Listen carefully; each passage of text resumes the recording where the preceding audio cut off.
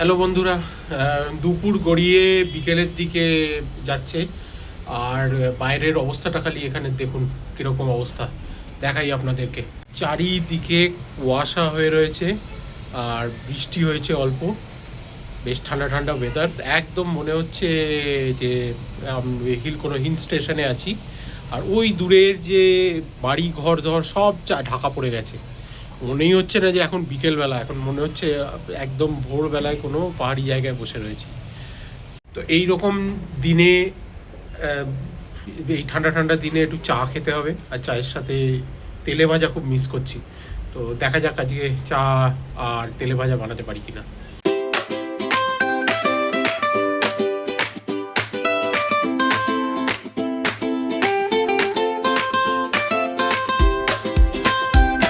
বিকেলবেলার এই ঠান্ডার মধ্যে বানাবো মশলা চা, আর তার সাথে বানাবো একটা ভাজা। তো আগে মশলা চাটা বানিয়ে নেবার জন্য একটা মশলা তৈরি করতে হবে। তো মশলাটার মধ্যে এই জিনিসগুলো থাকবে: মৌরি, আমাদের আছে দারচিনি, জায়ফল, আর আমরা দেবো এলাচ আর লবঙ্গ, আর সাথে একটুখানি গোলমরিচ, গোটা গোলমরিচ। এই সব কটাকে একটু পিষে নেব মিক্সিতে, নিয়ে পাউডার বানাবো। তারপরে বাকিটা যা করা করবো।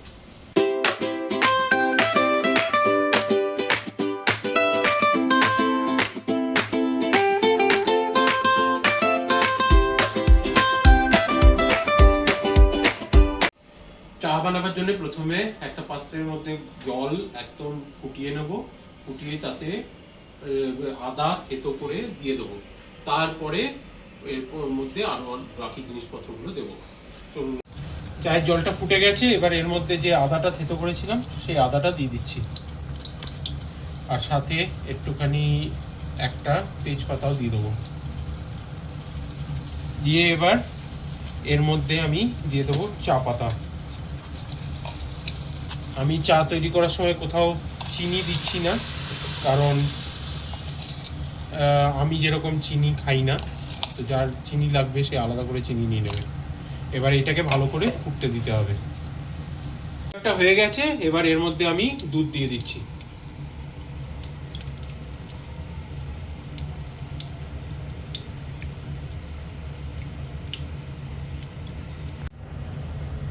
চাটা ফুটে গেছে, এবার এই যে মশলাটা বানিয়েছিলাম এই মশলাটাকে এবার আমি এই চা পাতার মধ্যে, চায়ের মধ্যে দিয়ে দেবো।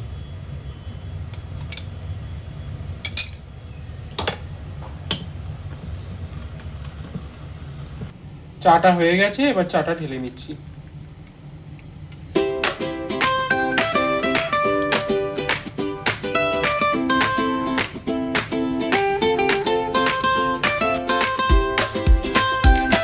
অনেকদিন হয়ে গেছে ধনে পাতার বড়া খাইনি।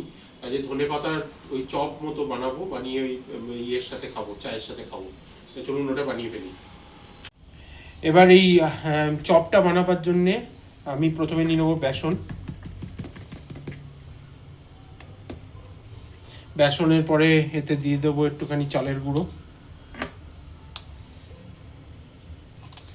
এরপরে এর মধ্যে দিয়ে দেবো একটু বেকিং পাউডার, বেকিং সোডা।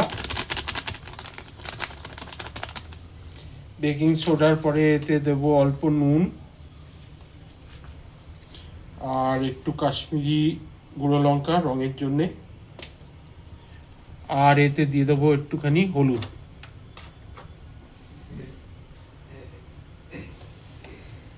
এছাড়া এর মধ্যে একটুখানি জোয়ান হাতে ঘষে দিয়ে দিলাম। এবার এই সবকটাকে মিশিয়ে অল্প অল্প জল দিয়ে একটা ব্যাটার তৈরি করে নিতে হবে। এই ব্যাটারটাকে 10-15 মিনিটের জন্য রেখে দিয়েছিলাম।